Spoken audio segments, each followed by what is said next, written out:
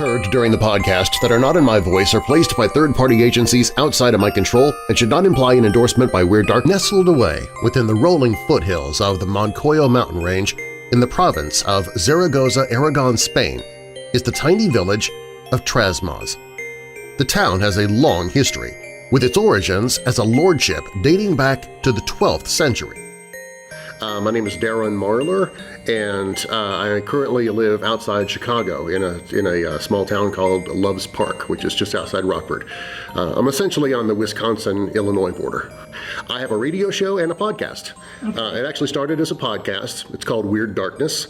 And every day I upload another episode, which is about the paranormal or extraterrestrial, legends, lore, unsolved mysteries, that kind of thing.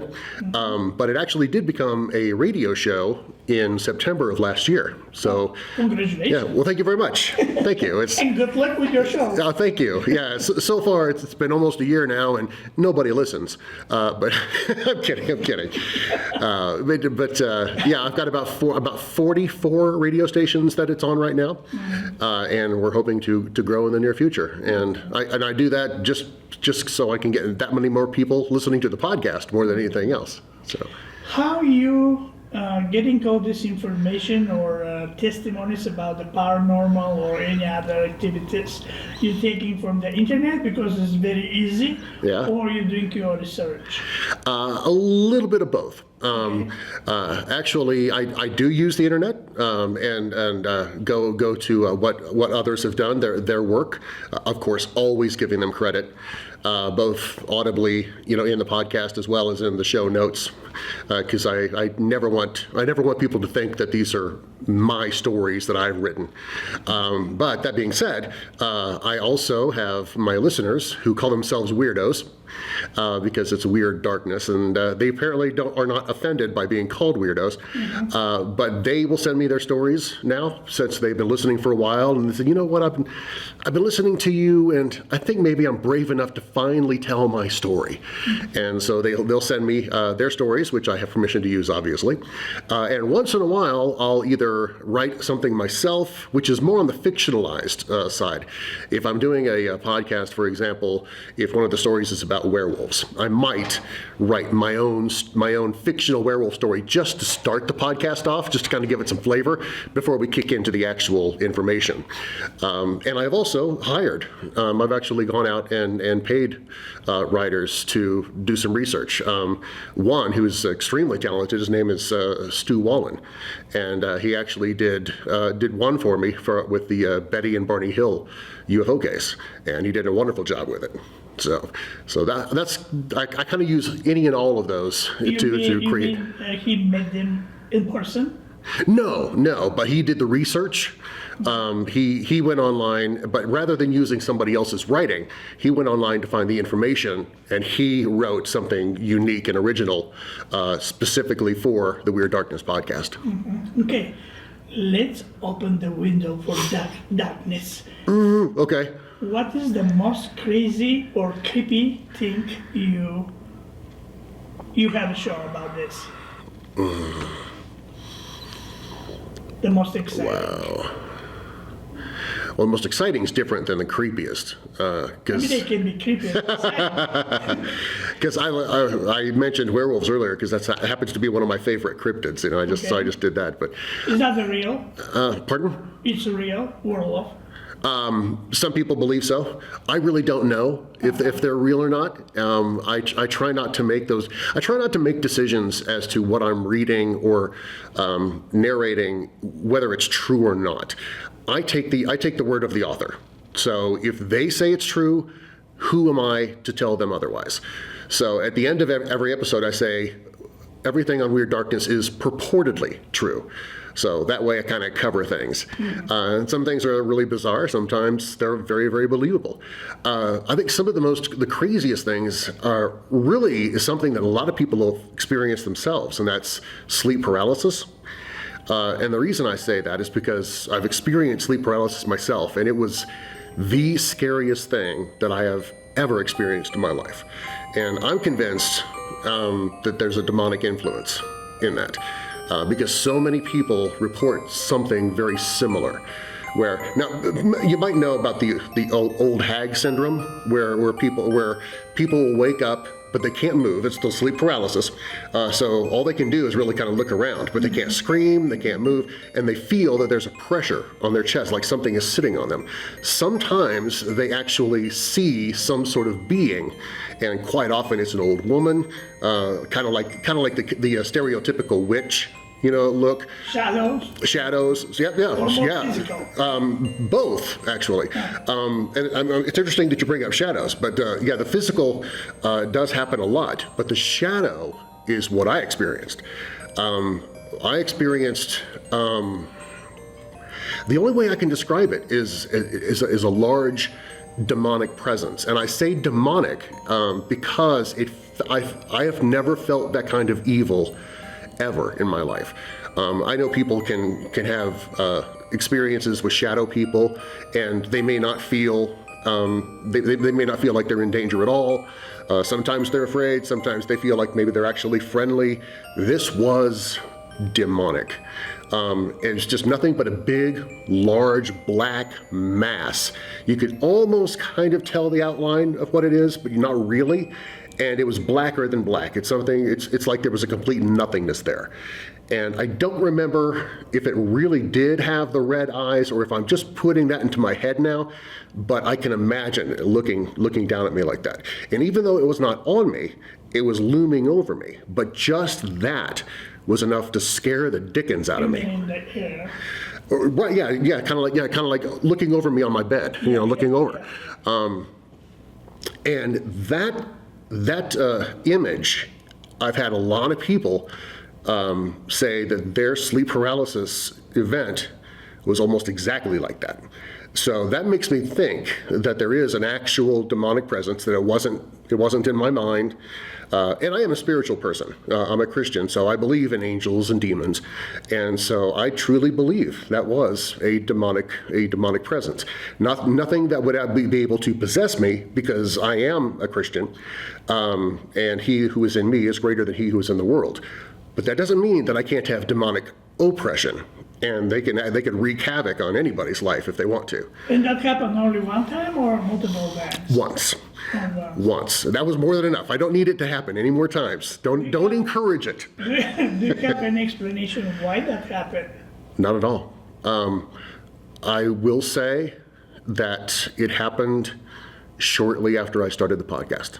Okay. And it makes me wonder if I have somehow opened up a door somewhere in the telling of stories. I warn my listeners: do not mess with Ouija boards. Don't invite a spirit in a seance or something like that. Not to offend anybody if they use that stuff, but if you're going to do that, you have to know you are inviting something to come out, to communicate, and you have no idea. You might think it's Grandma Mabel because that's the person you want to talk to. That doesn't mean it's really Grandma Mabel. They could be somebody, just pretending to be. And I just don't want to take that chance. But it's possible that somehow with me telling the stories, or just doing the research on them, opening my mind to all the possibilities that are out there, that maybe that triggered it to the point that they wanted to scare me. Maybe I was getting too close to something, but I really don't know. I don't want to go conspiracy theory on it, because who knows the mind of the spirit realm. I really don't know. But that's the only thing that I can pinpoint, is that it did happen after I started the podcast in October of 2015. What is this is online? It's a podcast. It's online, so people. Yeah, you can say where people can find you. Oh yeah, I actually have a website. It's weirddarkness.com, but they can also just search for Weird Darkness anywhere they listen to podcasts, on Spotify, Pandora, on YouTube. I'm on there as well, because I know a lot of people like to listen to podcasts on YouTube now. Stitcher, wherever you listen to podcasts, I'm there. Mm-hmm. So just do a search for Weird Darkness. Yeah. Why in the darkness? Why Weird Darkness? No, why you why am I inspired to looking in the darkness? Oh, okay. What are you looking to find? Why am I okay, why do I like dark stuff? Uh-huh. I think it began when I was a kid, because my birthday is the day after Halloween, on All Saints Day, also known as all Day of the Dead in Mexico. But every year where I celebrated my birthday, by the way, my grandpa on my mom's side his birthday was also on Halloween. So he was Halloween, I was the day after Halloween. So we spent a lot of time celebrating together. Every year when I'm celebrating this amazing, wonderful day, I'm still surrounded, because nobody's taken their Halloween decorations down by this point. So I've still got jack-o'-lanterns and ghosts and skeletons all over the place. So I think that's probably where it started. I've always had a little bit of an interest in the dark stuff. I remember being in elementary school and going to the school library, and I remember picking up a book and reading about Mothman for the very first time. And I've been fascinated ever since. Do you have that phenomenon over there around Chicago? The Mothman? Yeah, I heard about. There are several sightings that have been reported. I have done an episode of Weird Darkness on the Chicago Mothman, if anybody wants to search for it on the website. Mm-hmm. And just the other day, because I actually live in Rockford, Illinois. The other day, somebody told me that there was a sighting of Mothman in Rockford a few years ago. During the time that I was living there. I just now found out about this, and it happened like in 2016. So, yeah, the more I get into this, the more I find out how ignorant I truly am about everything in this world. The more knowledgeable I become, the stupider I get. So people who are witnessing all this stuff, I mean, they're unusual. Mm-hmm. Did they reporting to police or maybe to the newspaper, the local? Are they reporting their own? Well, what they saw? That's interesting. I don't think. Aside from the stories about like crime that I cover, that's a very interesting question, because I don't think anybody has ever sent me their story and told me that we called the police or we called the authorities. They might call a psychic to come in and take a look at their house, or maybe if they're a Christian like I am, they'll call a priest or a pastor to come in and maybe bless their house. But you know what? I don't remember any of them saying that they called the police. That's interesting. Even if they don't report to police, usually the newspaper, they getting this. I mean, if they make it public, yeah. Yeah, so many people, though, don't want to share their stories with people. They're looking for sensation. Right. They're looking for how to increase the selling the newspaper or. Absolutely, yeah. They want to increase circulation. Yeah. The problem with that is that so many people don't want to be seen as kooks. They don't want their friends and family to think that they're weird, or people that they work with think they're weird just because they had this experience. Mm-hmm. So quite often they just don't report it, or if they do, they won't report it to police or any authorities. They might tell a friend that something like that happened, but not even then. Quite often, I can't tell you how many stories I've received from people who have been listening to the podcast for several years, some since the very beginning, and just now, 7 years later, finally getting enough courage to send in their story, and they'll still want to remain anonymous. Just because they're afraid of what kind of backlash they might get. They'll say, please keep me anonymous, or please use the name Lisa instead of my real name from my email address, because not everybody knows that I went through this and I don't want them knowing. So there's a stigma, there's a negative stigma that goes along with it, which kind of goes along with something else that I do in my podcast. I talk a lot about depression and how people who are suffering don't need to suffer in silence. But it's kind of the same thing. I'm just now putting this together while talking to you. I've never thought of this before. But they don't want people to know that they're suffering either. They won't tell anybody. They won't tell their family, their friends, their coworkers. They'll just suffer in silence and deal with the depression. But since I've started talking about it, they've come to me and say, you know what, thank you for letting me know that I'm not alone and that others have experienced this. So others have experienced depression, others experience the paranormal or extraterrestrial, and all kind of twists together now that I think about it. What about ghosts? A real ghost story. About real ghost stories? Mm-hmm. Are you asking if I believe in them? No. Or did you have people who is coming to you talking about this? Oh, absolutely. Oh, yeah. Real ghost stories. Yes. Quite often, A lot of them have been when the people are children, when they're growing up, they'll have an imaginary friend, and that imaginary friend turns out to be the spirit of somebody that lived in that house years, decades before. But they didn't know that because they were children. They were just playing with a new friend that they found at home. And it'll be discovered later on that they'll be telling their mom that I'm playing with Susie and she's wearing this blue dress and she has a broken arm over here. And suddenly, like, something will spark a memory in another family member who's older and say, that sounds like my grandma Ethel. That happened to her when she was a little girl. And they'll go back and they'll find a family photo. And they'll point to that person who was a child in that photo, and the kid will say, that's my friend, that's my imaginary friend, that's them. I've had a lot of stories that have come in like that. I think those are probably the most real ghost stories as well, because children don't tend to make up ghost stories just for the sake of it. They all have imaginary friends, and I'm not going to say all imaginary friends are ghosts, but that doesn't mean that some of them can't be. Mm-hmm. But a child wouldn't have the mindset to pretend to have a friend, knowing that it's going to be a ghost later on, that it's actually a family member. I mean, they're not going to have that kind of knowledge. So those I think are really real good evidence of a ghostly realm. In the horror movies, usually everything happens with the kids.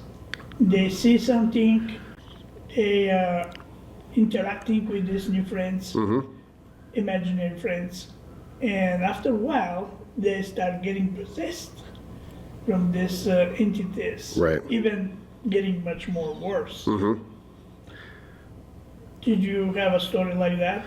Nothing that's been sent to me. I've covered stories that have happened about that with people who've been possessed and had to go through an exorcism, that type of thing. No personal stories from any of my listeners have come in about that. No one who has been possessed.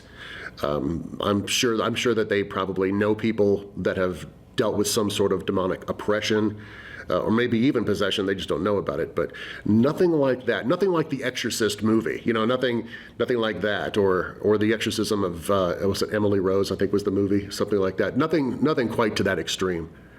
UFOs or anything like that encounters? Do you have something like that in that area?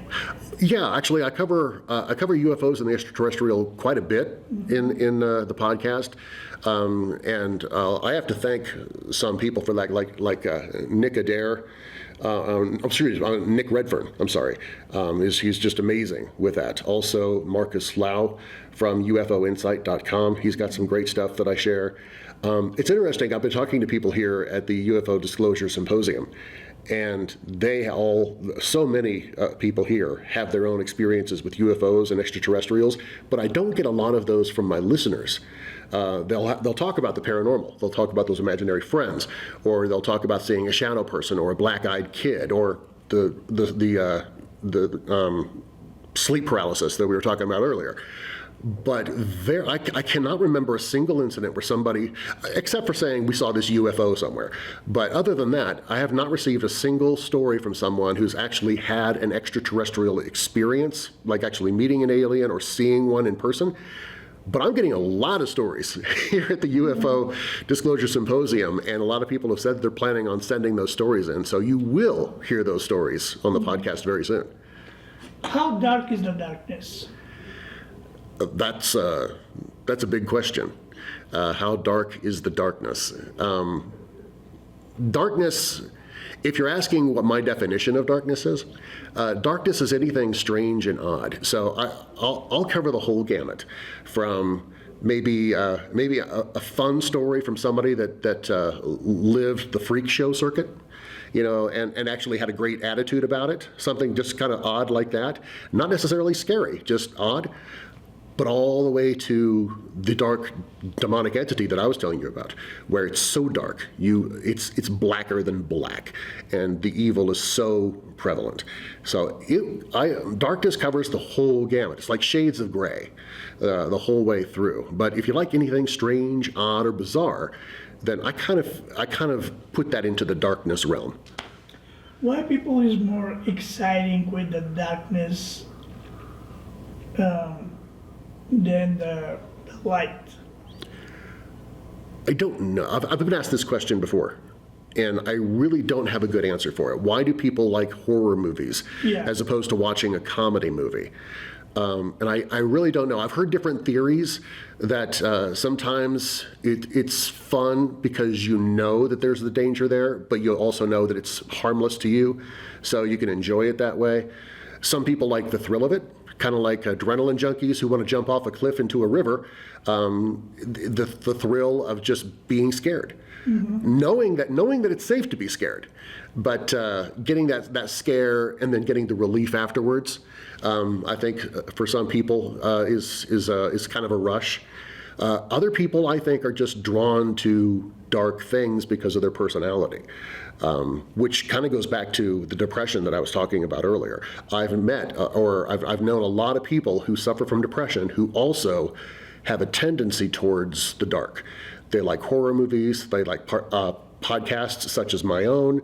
They'll go to different paranormal expos. They like to dress in black, like me.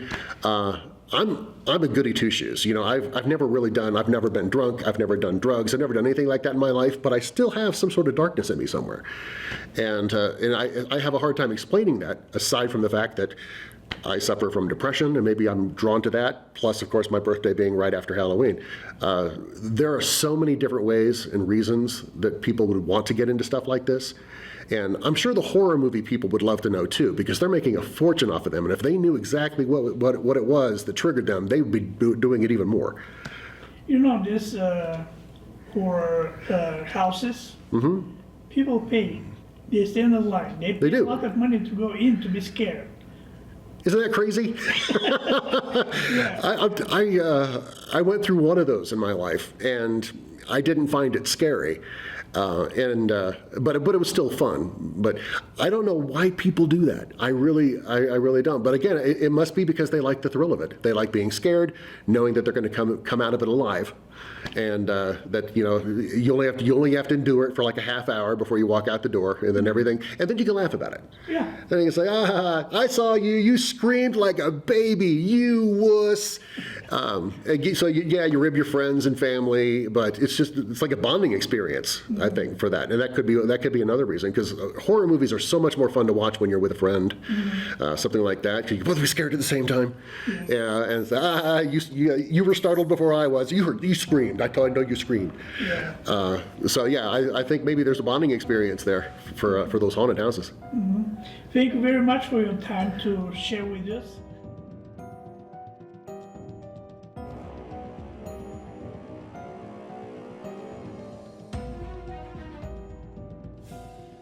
Thanks, Ivan. Thank you for putting a lot of pressure on me. Or between. Well, see, the thing is, all right, I like the darkness, obviously. Otherwise, I wouldn't be doing what I do. But I also am one who believes in God. I believe in the power of prayer. I believe that there is a Holy Spirit, that Jesus, rose from the grave. And I have an assurance in that I am going to see the light someday. I'm going to be there. So I might dwell in the darkness now, knowing what's ahead of me. And that's also another reason why in the podcast, I actually do another podcast that's tied in. It's called Church of the Undead. So for all of the people who like dark and weird stuff, I kind of have like an online church that I've made specifically for them, and it's just another podcast where every Sunday I come out with a message to give them that little bit of light. In fact, at the end of every single episode of Weird Darkness, I say, now that we're coming out of the darkness, I'll leave you with a little light. And I give them a Bible verse, or I give them an inspirational message, so that we're ending on an uplifting note. So it's not all dark, there, we're done. Because I do like the dark, but I don't want to leave people in the dark.